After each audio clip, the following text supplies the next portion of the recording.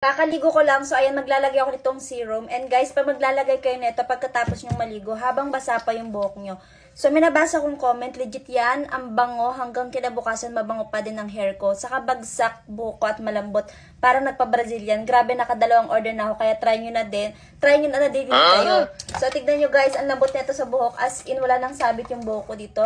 Hindi na siya sabit-sabit, kahit suklayan ko siya ng basa. Ako na nagsasabi sa inyo guys, mas maganda yung effect niyan kapag natuyo na, as in, hindi siya malagkit, hindi siya oily. So, patutuyuin ko muna para makita nyo. Ang dami nagpapasalamat sa akin kasi simula nung ginamit daw nila to, ang lambot na ng buhok nila, tapos hindi na dry, frizzy yung buhok nila, as in para daw silang nagpariban, bagsak na bagsak. Parang ganyan guys, as in nawala na rin yung dry na buhok ko sa baba. Kung alam nyo lang kung gaano ka-dry itong buhok ko dati, so ipapakita ko ulit din sa screen kung gaano ka-dry yung buhok ko dati. And tignan nyo naman yung difference ngayon, sobrang ganda na. Lalo kapag natuyo to, hintayin natin. Kaming benefits ng serum na to, ayan, nakalagay na yan dyan lahat. Siyempre, ang pinaka-nagustuhan ko pa dito is lasting shine and smoothness. Ayan, no, malapit na siya matuyo. Tignan nyo naman, bagsak na bagsak yung buhok ko. Para talaga akong nireban. Sabi ko sa inyo, yun talaga yung pinaka-nagustuhan ko dito, yung smooth and shiny siya. Kahit maghapon kayo nasa labas, ganun pa rin siya kaganda. So, habang nagpapatuyo ko ng buhok, share ko sa inyo yung nabasa kong comment dito nakaraan. Hindi ko ganong inintindi yung comment niya. Nagtatanong kasi siya kung pwede daw ba siya sa kulot. Yung pala yung kulot niya is hindi natural. Nagpakulot siya.